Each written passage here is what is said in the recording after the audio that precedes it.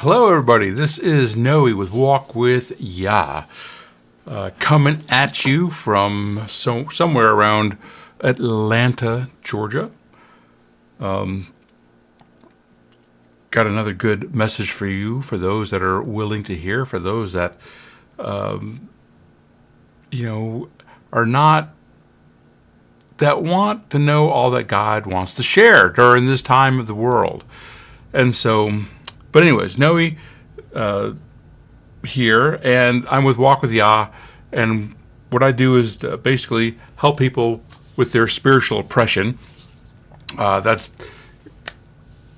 going and dealing with these people, and through spiritual discernment, we try to find out, what are the doors that are opened in them, in their bloodline, elsewhere, that allow different unclean spirits, demonic entities of various types, that allow the enemy to come against them. Even though, and these are all, 99.9% of them are Christians that believe in Jesus, that love Jesus. And so they're still having to battle it out. And so, been doing this for over 10 years. So these are, Bible-believing, Yeshua-loving people that are getting demonically oppressed. So Walk with Yah also teaches on spiritual warfare as well as how to live the Bible, such as we'll be talking about tonight, in order for your blessings to flow, in order so that the enemy does not have a hold or a legal right or a door open to you, because they know the Bible as well, and they know how to use it against you. And so we need to know our word. We need to know what it says.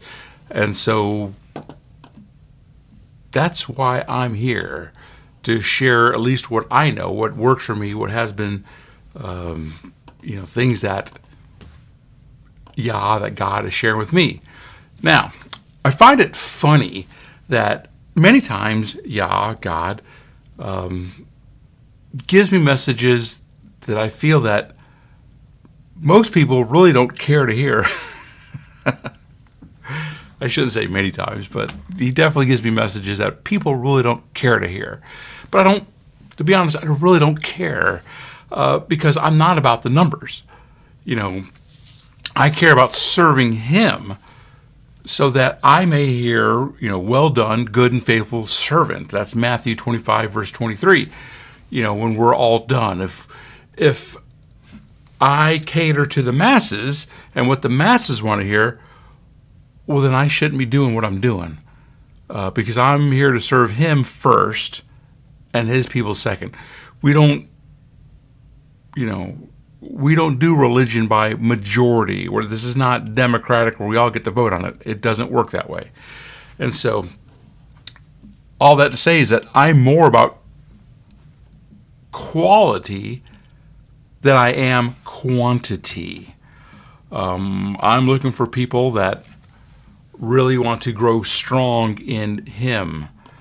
Do I want everyone to get saved just like he does? Of course I do. Do I want as many to get saved? Yes, I do. But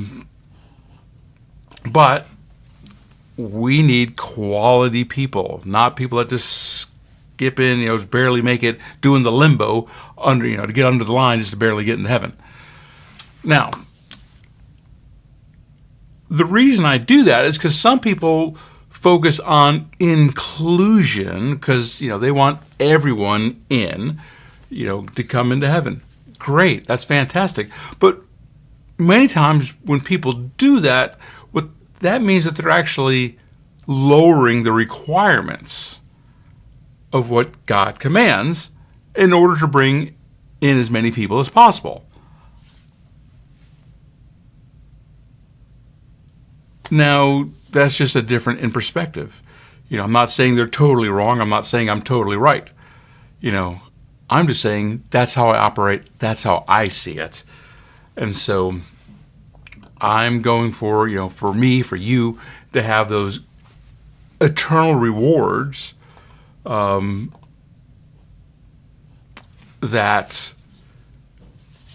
are going to last, for eternity. Not just the 401k, not just the IRA, like this life is just a test, and we need to suck it up and follow his word as much as possible, because that's what gives life. Everything in life is about his word. And so try not to get too focused on the football games and all that type of stuff. Shalom, Madeline.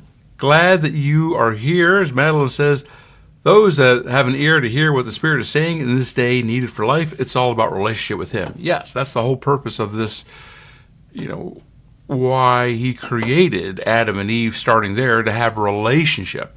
And so everything in life is really about him. And so, anyways, I'm just going to invite you, if you want to subscribe to Walk with Yah, connect with Walk with Yah. You can do that on the website, www.walkwithyah, that's YAH.com. You can do that on Rumble. You can do that on Instagram. You can do that on Facebook. You can do that on YouTube. Lots of teachings out there. And if you have any questions, because some of these are going to challenge you, put it in the comments. Let me know. But I may have some teachings, though, that might answer your questions first, so you may want to look at that also as well. So, anyways, let me know if you're here. I like the questions. I like the feedback. If you think I'm doing something wrong, if I'm saying something wrong, let me know. Maybe we can have that talk. Maybe we can't, necessarily come to an agreement. Maybe we can't, at least in this time. But if I say something that challenges you, I'm not pretending to be correct on everything, but there's some things that I'm pretty well sure of I'm going in the right direction, and you might have to convince me otherwise. But anyways, I'm just here to help you. I just want to let you know this is a two-way medium here, and so you can hit me up. Also, you can donate to Walk with Yah. This ministry is run by donations. You can do that at www.walkwithyah.com/donations, as Yah, God, puts that on your heart. So, first thing I want to get into is this this timeline. This message that I'm going to be talking about tonight, Jacob's trouble and tribulation warnings, just didn't come in the past 2 weeks. It's actually something that he has been telling me about for, since the beginning of this year. In 2024, late January, early February, somewhere thereabouts, I believe that God told me that there will be war. I wasn't sure of the context of that. I was like, okay, does that mean personally? Does that mean physically? Is that spiritually? So I kind of let it go. And then in 2024, September, I felt that Yah was impressing upon me that I needed to help people prepare for what is coming. And so that's why I started giving a lot of my teachings, such as why I'm a Torah-keeping Christian, apocalypticism, prophesying, and trying to teach the Bible with a spiritual understanding. Because I'm really trying to help people get geared up. I don't know what the future holds. You might need to learn this stuff now. If you wait too late, you may not have the internet. I don't know. And so I suggest not waiting to the last minute. Now, I was listening to Arthur Burke, one of his teachings, and he did this one thing, which I really like. And he was like, it might be a good idea to go and ask in the Bible, ask God, who do you see me as in the Bible? And so I got an immediate answer back, which was Joel, which sounds about right. In case you didn't know, I read the book of Joel. It's a short 3 chapters. And in case you didn't know, Joel talks about, the things that are going to happen in that day. that is a reference that you're going to see a lot in these books of Isaiah, stuff like that. In that day is basically a phrase understood to be the events that are going to take towards towards the end of the Bible, meaning the beginning, the middle, and the end time of the Great Tribulation. And I don't believe it's one day. I believe it's like, one day is like 1,000 years, and 1,000 years is like a day. I've taken that to mean, part of the millennial reign, all the time prior to that, the Great Tribulation that happens before the millennial reign. And so, anyways, Joel is basically a very quick summary of what the other books written about the major prophets say about this time. Isaiah and stuff like that. It's just kind of more of a shorter version, but it has some of its own characteristics as well. And so I believe that he's telling me I'm here to help prepare. Joel 2:28 talks about a lot of the book has a lot of bad, negative things to say, which you would expect in the Great Tribulation. But in Joel 2:28, which is the one that most people like to remember, which is, and after this, meaning all the bad stuff, maybe not all of it, but it shall be that I pour out my Spirit on all flesh, and your sons and your daughters shall prophesy, your old men dream dreams, your young men see visions. Also on the male servants, on the female servants, I shall pour out my Spirit in those days. I shall give signs in the heavens and upon the earth, blood and fire and columns of smoke. The sun is turned into darkness and the moon into blood before the coming of the great and awesome day of Yahweh. And that everyone who calls on the name of Yahweh shall be delivered. And so I feel basically that he's telling me, no, you're going to be in this time, and you need to help my people learn how to walk in the Spirit, which this ministry has been doing for a while. And so for those that are listening. Now, sometime since the last live stream and this one, I was, trying to consider hey, what do you want me to teach about? What do you want me to, talk about? And on this particular day, I think it was a Saturday, maybe the Sabbath, I believe he told me Jacob's trouble, which is another way of saying the Great Tribulation. Some Bibles may say Jacob's distress, same thing. But basically, it's a day of Yah's, of God's visitation, and his wrath, when those who just believe in only, loving Yeshua will see a much different side of him.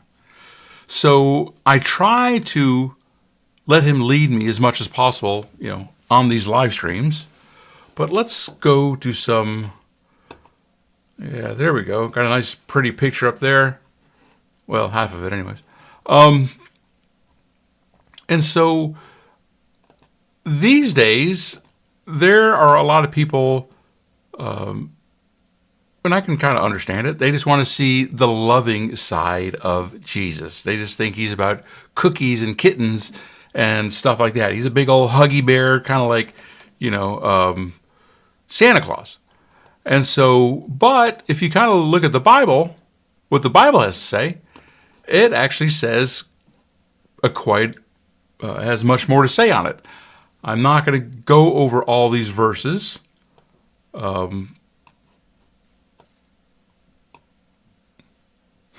Interesting.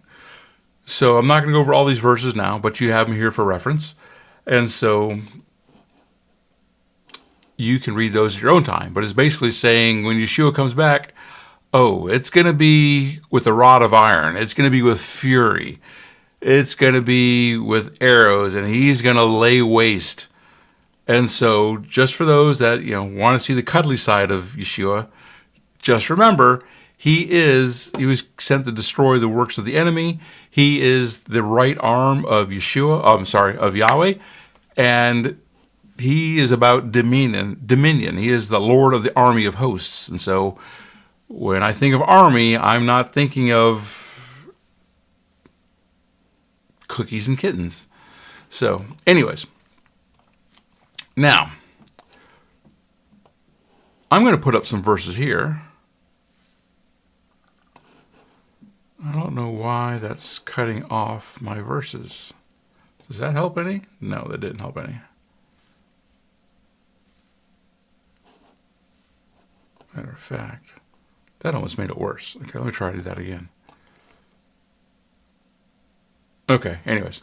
So, Jacob's trouble, Jacob's distress, also known as the Great Tribulation. The Bible has a lot to say about it, but I'm not going to read them all. You can see the verses here. And so, you probably know that many people believe that the Great Tribulation is going to be a 7-year period that starts out peacefully, but will be a time of dread like the world has never known for Israel, as well as for the rest of the world. Okay. And so, this verse in Jeremiah 30, verse 6 there, maybe this is just me, but it says, and now, and see, can a man bear a child? Why then do I see every man with his hands on his stomach like a woman in labor? There might be some more meaning to that I don't know, but it kind of just makes me wonder about, is that like a hint talking about these people that think that men can have babies and, this transgender stuff going on? I don't know. Just a thought. I just found it interesting. And so there's some verses there. Again, Isaiah 24, chapters 24 through 27. You can read about Jacob's trouble, the Great Tribulation in those verses. Also in Daniel 12 here. We got Matthew 24. That's the apostolic writings, the quote-unquote New Testament version. And so notice, you were thinking the same thing. Great. We are synchronized. Although I'm not sure what I was thinking because my thoughts are all over the place. So, but do you notice here on the Matthew 24 verse 20 verse? Again, it's talking about the abomination of desolation.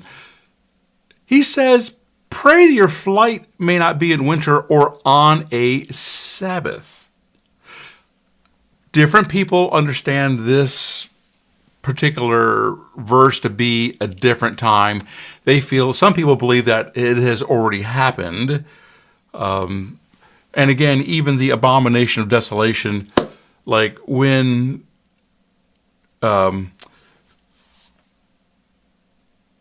it's believed that the Antichrist may sacrifice like a pig or something like that on the altar. And so there's been many times in history where the enemy, where some invading force did something like that in the temple on the altar. So when it does happen, this won't be the first time that it happens. And so, but it's believed again that the Antichrist will do it. But if this is talking about a future event, it says, pray that your flight may not be in winter or on a Sabbath. And the Sabbath, again, is a Torah commandment. The point being, hey, again, we still might need to be doing the Torah. And so I have much more to say about that. Okay, Christina, got you. Men having babies. Okay, I got it now. Well, good. Okay, so I'm not the only crazy person, so I'm glad I'm in good company. So thank you for stating that. Hey, Will, good to see you. Won't be able to watch that link now, and so I will have to catch that at another time. All right, but thank you for sending that. So, now here's the funny thing.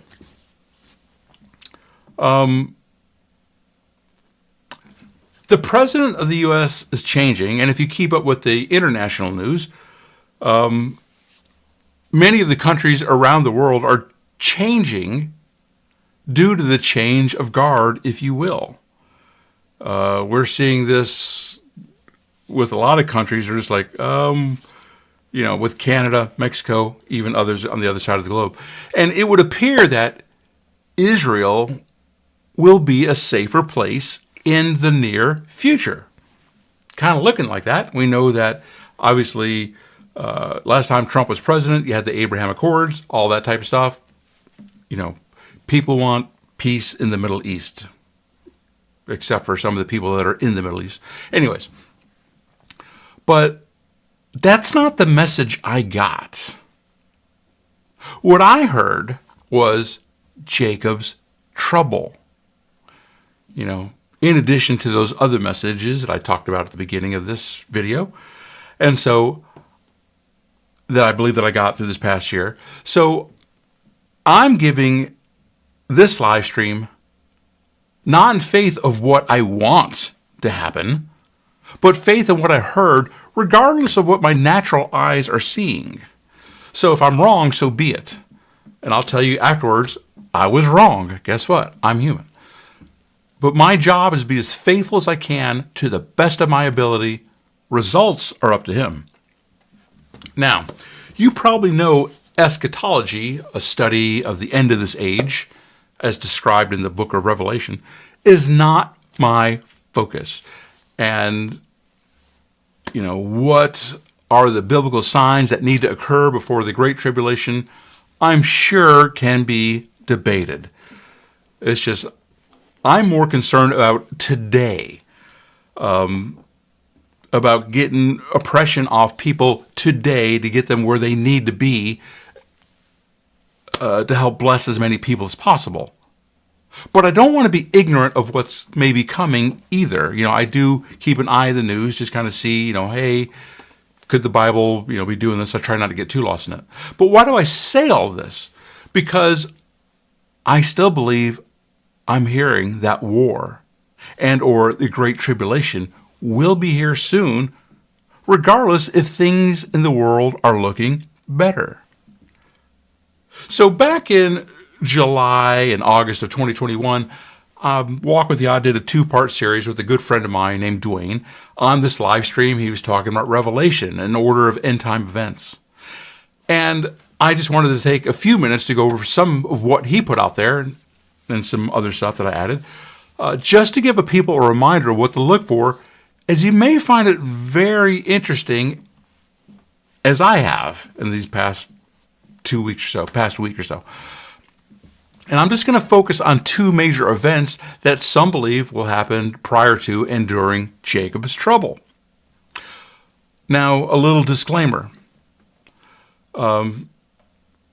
Yeah, Chrissy, something is coming. If you a lot of people, even Madeline herself, a lot of other people, they feel something's coming.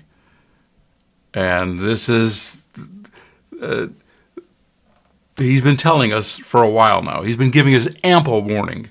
Unfortunately for some people, they're like, well, we've been hearing this for this long, and therefore it's never going to happen. It's like, don't fall for that trap.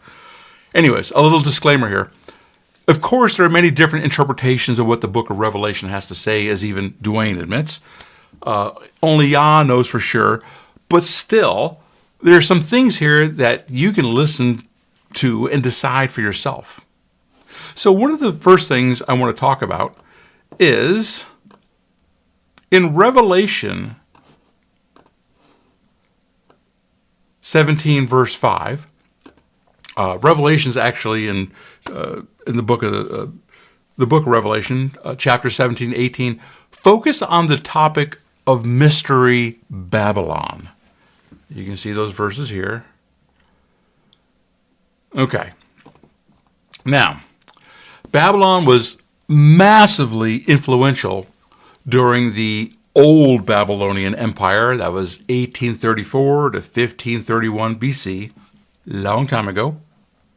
But the Neo-Babylon Empire, from 626 BC to 539 BC, had much more prominence in the world, and even by as the Bible states.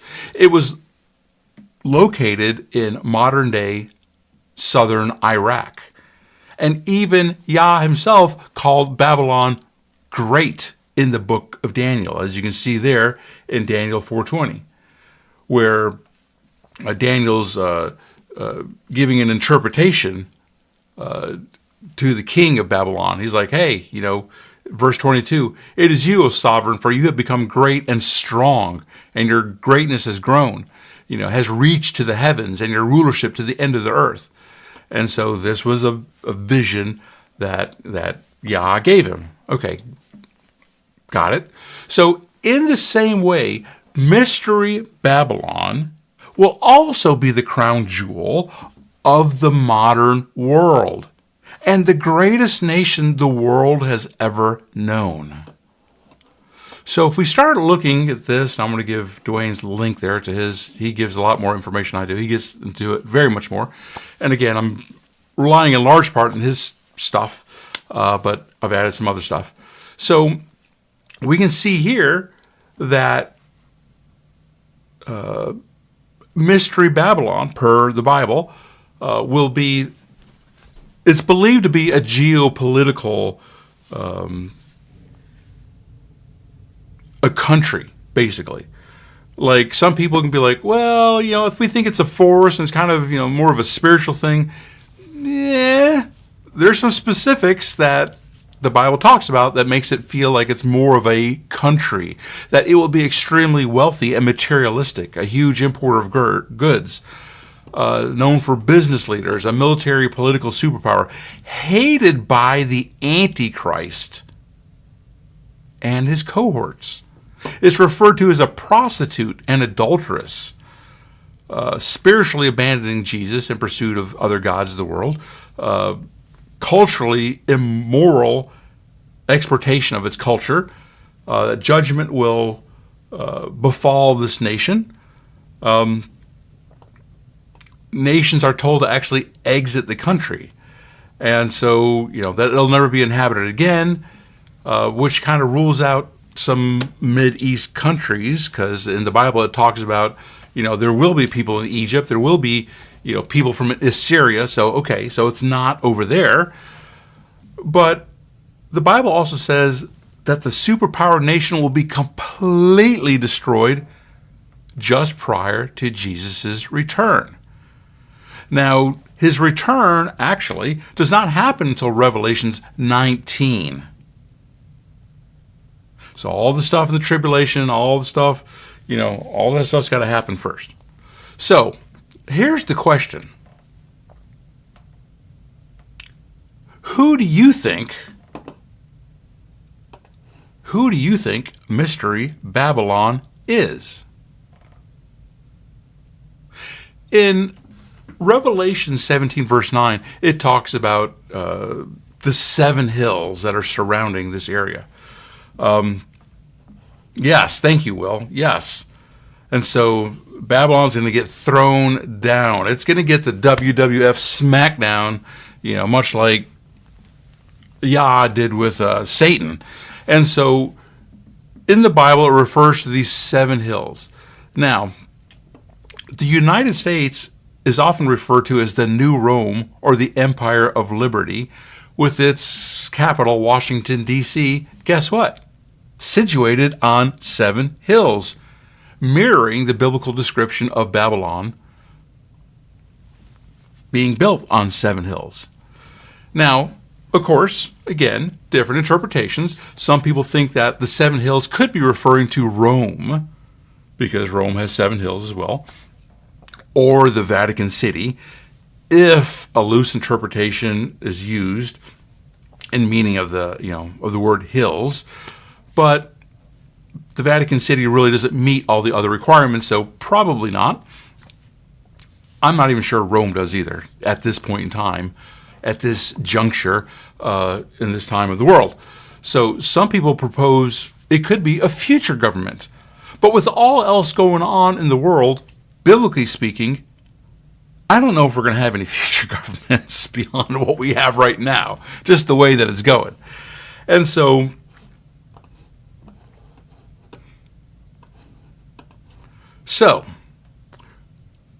in Revelation 18, verse 7, it talks about Babylon, again, glorifying herself, living in luxury, just,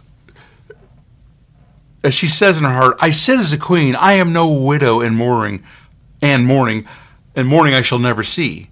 And so basically, I can see the United States as this, because the United States is just like, we don't really need anybody. We're all about luxury, and we kind of just we kind of rule things. And again, even as I saw Trump, kind of the whole world kind of just waiting on what he's saying. I'm not saying he's evil. I'm not saying that. I'm just saying the United States has a prominent position, as even you see, Russia and China kind of changing gears, kind of in response to Trump being president. Now, if you follow Arthur Burt's teaching on the redemptive gifts, and I've talked about that a little bit, I've talked about the 7 different portions of our human spirit, Romans 12, 6 through 8, being prophet, servant, teacher, exhorter, giver, ruler, mercy. That concept actually plays out. That concept actually can be applied to cities. It can actually be applied to nations also as well. Because the U.S. is considered to be a prophet nation. I'm not talking the 1 Corinthians 12 type of prophet. And so, because the redemptive gifts, the RGs, don't only apply to our human spirit, but again, to cities and nations. As Arthur believes, based on the teachings I've listened to, it makes sense to me. The RG prophet, redemptive gift prophet, is about principles and design. So consider all of the inventions that the U.S. has put out into the world. So therefore, again, this Revelation 18 verse 7, where Babylon's like, look, I don't need anything, I don't need y'all. In very much a similar way, the U.S. is kind of the same way. And so the U.S. feels very independent, just like that verse 7 says. Okay, now, let's go back here. All right. So we see in Revelation 18, verse 2, fallen, fallen is Babylon the Great. She has become a dwelling place for demons, a haunt for every unclean spirit, a haunt for every unclean bird. And for this reason her plagues will come in a single day, that's verse 8, and mourning and famine, and she will be burned up with fire. For mighty is the Lord God who has judged her. And you could say, yes, there's there's demons in other countries, of course, but in large part, the U.S. has been a Bible-based nation. We look at Europe, and they're kind of following. They're not necessarily. I don't know of any other country, and maybe there are. I'm not saying there are not any, but the U.S. in large part has been a very biblical-based country. But yet we still see all these, pornography, human trafficking. Look at all the justice or misjustice, all the misinformation, all the technology, all this horrible stuff. So we say we're a Christian nation, but yet we're doing all this horrible stuff. And in the Bible, knowledge equals responsibility. So if you know the stuff and you kind of just let it sit there, because a lot of times Christians are very meek people. And until the enemy almost tries to take over, we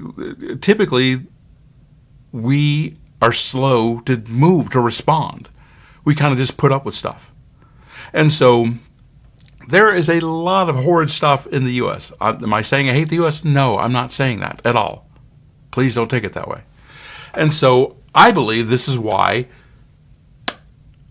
that because of the knowledge that we have, a lot of times in the Bible, Israel, the reason that Israel, I believe, had to suffer so much is because they knew him so well. They knew Father Yah so well, better than any other nation. And so that's why, they have also gone away from him so much, and they're having to pay the price. So, now here's some other considerations. Again, in looking at the book of Revelation, some interpreters believe, again, Babylon to be a spiritual entity, embodying the antithesis of God's kingdom and the true church, or that, it could be actually symbolic in nature. Some people think that Mystery Babylon is just a representation of the false religious system, or perhaps maybe a global power rather than a specific nation or city. Like maybe it's the UN, which the UN's demonic. They're about world domination. They have totally twisted their agenda. But although, again, to me, the descriptions in Revelation are very specific to a geopolitical country and force. So, again, there's other candidates such as Rome, Catholic Church, future global government. I don't necessarily go with those. Also, people feel that they debate the literal versus the figurative. Are those just terms that don't really have any earthly application? Again, if it's just symbolic, it can mean almost anything, any powerful, corrupt, or oppressive system. And so, but if we look here at Revelation 17, verse 16, and the 10 horns that you saw, and they and the beast will hate the prostitute. Interesting. They will make her desolate and naked and devour her flesh and burn her up with fire. So even the Antichrist is going to hate Babylon, which is very interesting, because I believe that the U.S. has this, it's still democratic. It still represents Yah, the Bible, in many ways. Obviously not in a whole bunch, not in every way. And then it talks about her, that her flesh will be devoured and burned up with fire. With fire. That could be also a nuclear disaster. Maybe, maybe not. I have seen some arguments for that, where people think that'll be a nuclear holocaust. So, it may require a little more than the 70s hiding up under your desk in school. And so, I'm not going to go so much into that, but they do have tactical nukes these days, not necessarily as big or explosive, but then again, who knows? So, okay. Now, my next segment here, which I call, but.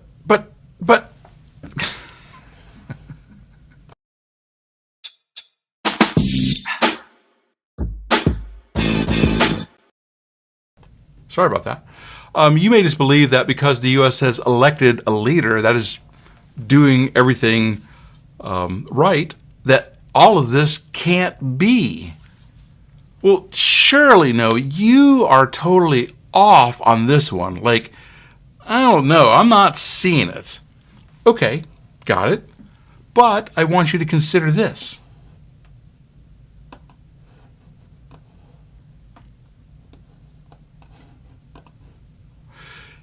In 2 Kings verse 22, and I'm not going to read all of this,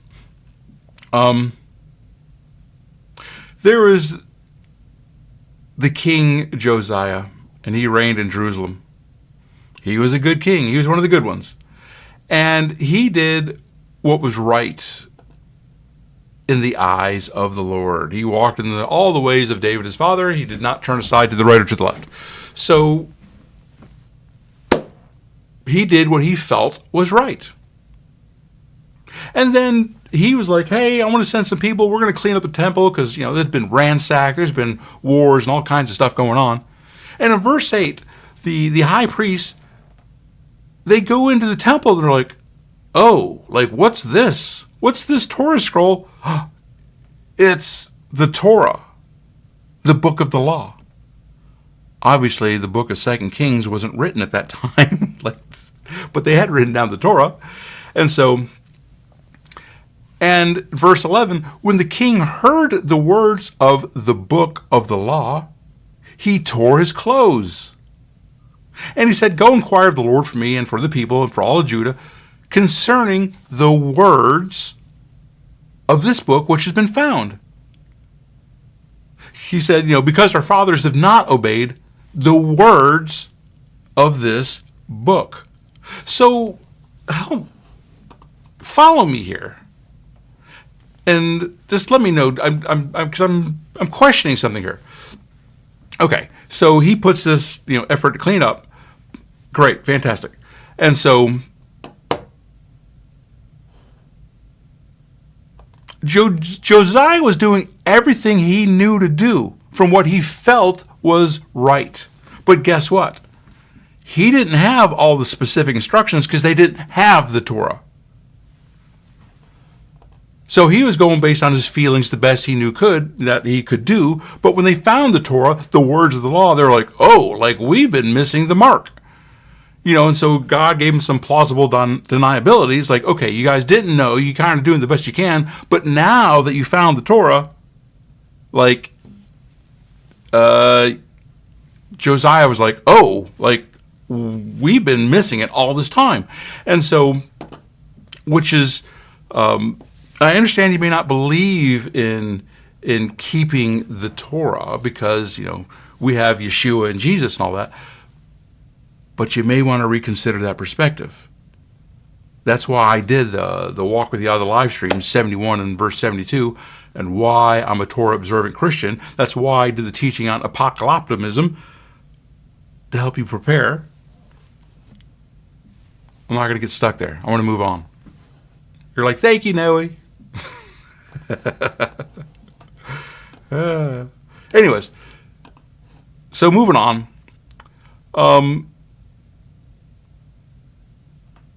In 2 Kings 22, verse 16, Yahweh says, look, I'm going to bring down this place. I'm going to send the disaster. And then he says to Josiah, he's like, because your heart was penitent, because you humble yourself, because you have torn your clothes and wept before me, I have heard you. Therefore, I gather you to your fathers, and you shall be gathered to your grave in peace. Later on, he was killed in a battle. He said, your eyes shall not see all the disaster that I will bring upon this place. So even though we may have, Trump or whoever that's pro-Israel, this, that, and the other, it might be too late. Because the U.S. may have been that bad. Now, moving on.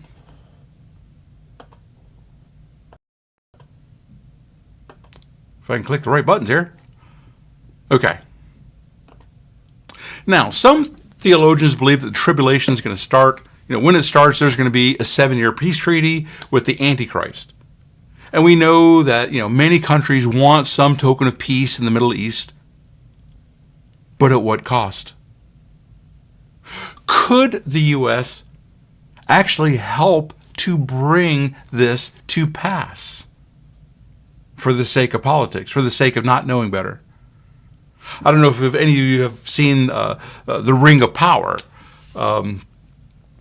I was watching that series with a rabbi friend of mine, and at the end of series 2, like the last 3 episodes or so, they did it at the last episode of series 1, but more skillfully, adeptly at the end of series 2. It basically, the character that's kind of representing Satan, the storyline to me is just so intense because he basically gets in the heads of all the people that are good, and basically just says, like, look, you're the one that wanted this, not me. And the way that they wrote it was just much like how Satan would do people. Because all these people wanted good. They thought they were doing good. But the enemy's pretty crafty. Anyways, so in Daniel 9:25, it talks about, there's going to be a prince who's going to come, and then, there's going to be war, there's going to be desolation. Verse 27 there, he shall make a strong covenant with many for 1 week. He's going to put an end to that. And then on the wing of abominations shall come who make desolate until the decreed end is poured out on the desolator. All right, Madeline says, Jesus didn't come to destroy the law, he came to fulfill it. You knew we couldn't fulfill the law. The only way to you is through your son, Jesus. Yes, now my comment on there, and I got some videos on that, when fulfill is, okay, let's say you get married, and, let's say the married couple's been married for 2 years, and all of a sudden the husband's like, okay, honey, I have fulfilled my covenant relationship, and so therefore I'm done. Now I'm going to go out and do and party and go sleep with as many women as I want because I have fulfilled the law. So that word fulfill in that verse to me means, and the Greek word, the Greek definition also gives this meaning also as well, is that basically when Yeshua means he fulfilled the law, means he showed us best how to live it. And so, because there's a lot of other verses around that area that back that up. And so, but yes, he did show us how to fulfill the law, how to live it properly. And so, now, so we see in Daniel, thank you though, Madeline, in Daniel 9, it talks about, again, the desolator coming. And then in Isaiah 28:15, though, it says something very interesting there. Because you have said, we have made a covenant with death, and with Sheol we have made an agreement. And so it just basically says, hey, you know what? Now God's like, now I got to go do all this stuff. And then your covenant with death will be annulled. Your agreement with Sheol will not stand. When the overwhelming scourge passes through, you will be beaten down by it. So, again, nothing's happening that's outside of his will. He's already, I don't understand how Satan can try to fight against Yah, who knows, who is the great I am, who, was, is, and is to come, but whatever. Any case, so I believe that,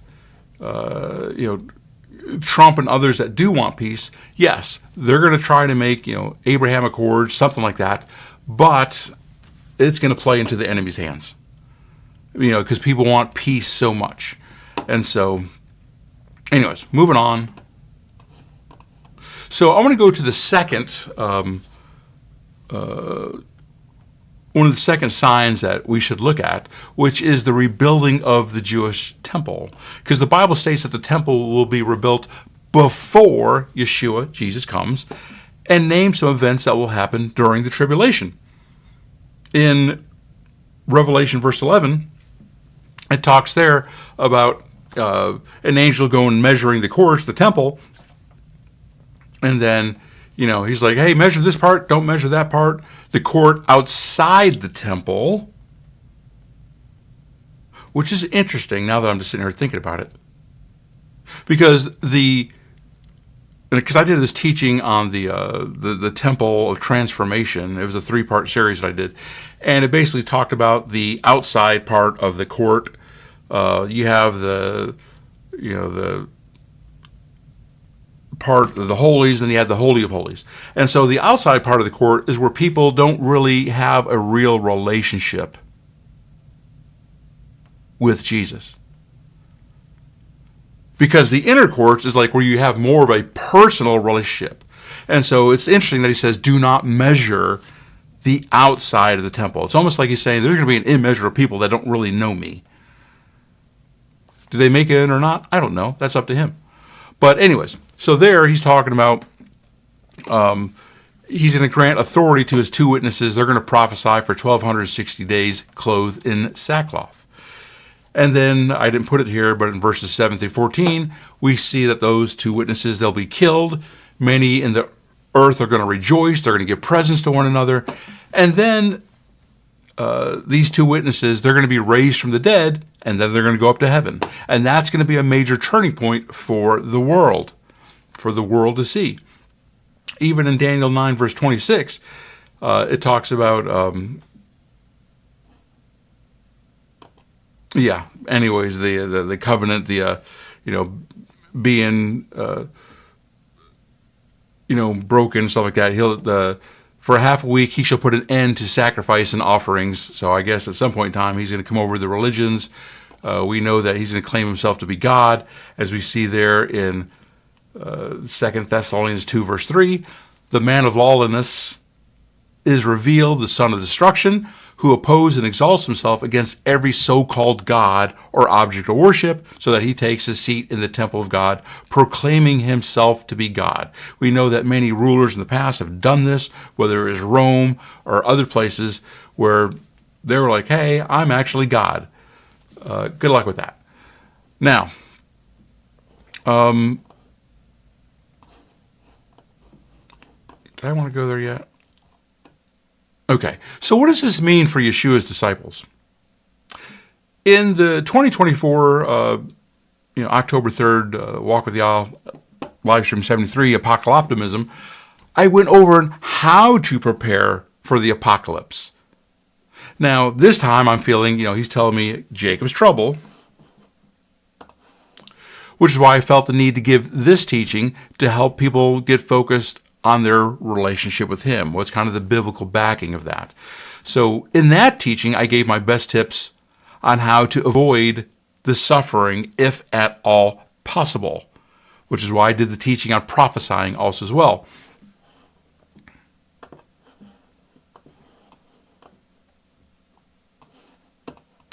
So, will there be suffering for Yah's people, for God's people? Well, in 1 Corinthians 3, verse 13, the Bible says all our works are tested. And in verse 15, it says, if anyone's work is burned up, he will suffer loss, though he himself will be saved, but only as through fire. There's a reference there to Zechariah in the Bible I had,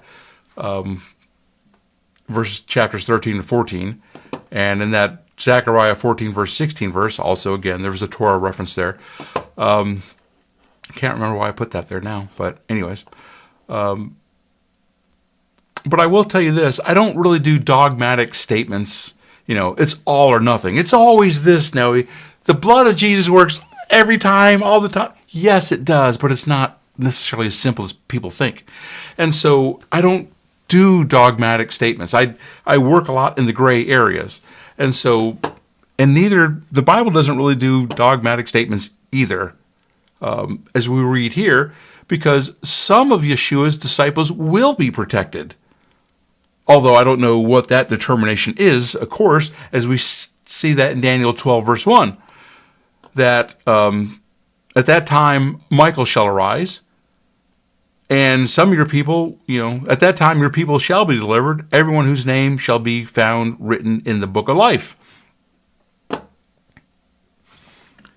Good to see you, Will. All right, buddy. Thank you. 1:30 a.m. where you're at. Okay, so you're in Europe somewhere, I guess. Anyways, you have fun, man. Glad you could make it. Okay, so, well, that was neat.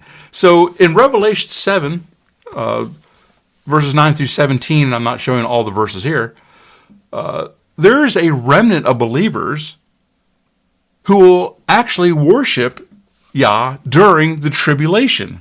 Now, whether they were, believers going all the way through or they became afterwards, I don't know. But there are some that are going to come out of the tribulation, meaning they're going to have to go through all the stuff. So, just so you know, I don't really like giving messages like this. But I do have to tell the truth as I see it. Because I'd rather deal with what the Bible has to say as opposed to what people want it to say.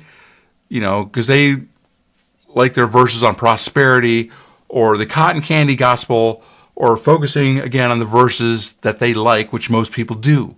Like, you got to take the Bible, you got to take it all.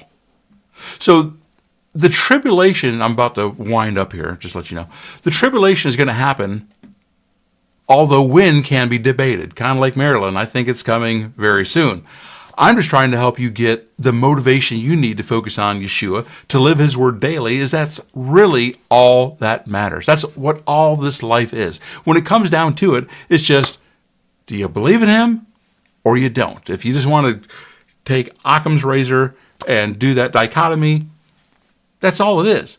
Now, you can talk about levels, like, hey, if you served him greatly, minimally, well, then you're not going to get too much reward, but you'll still make it in. But, if you serve him greatly and do all the stuff and teach it, well, then your reward will be great. Just like there's layers in hell. So I understand that you have to live life, that you have to, you got a job to do, you got a family, you got stuff like that. But you need to be more concerned with however Jesus leads you.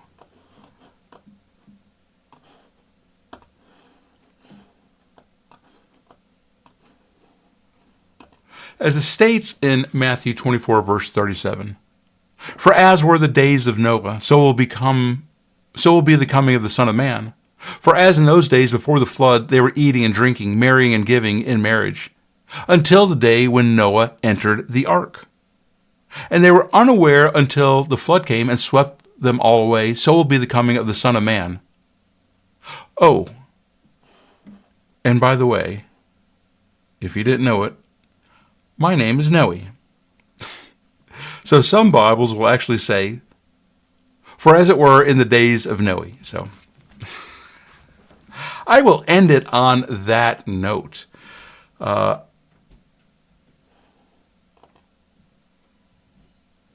I don't think it's going to be, I believe in that line of the Tale of Two Cities, that first line, it was the best of times and the worst of times. I think there's going to be great moves of God. In the book of Daniel, it says, those that know their God will do great exploits. And so I believe a lot of times, Yeshua, Jesus, moves in times when there is great desperation or in the face of great evil, that he will move miraculously then, so that he will be glorified, so that we can see how awesome he is. And for those of us that really know him, we're really going to have to cling to him. But again, we have to know how to allow his spirit to work through us, to believe that we can do the miracles. But for some people, this is going to be a really bummer, message. No, you're just all about fire and brimstone. No, I'm not.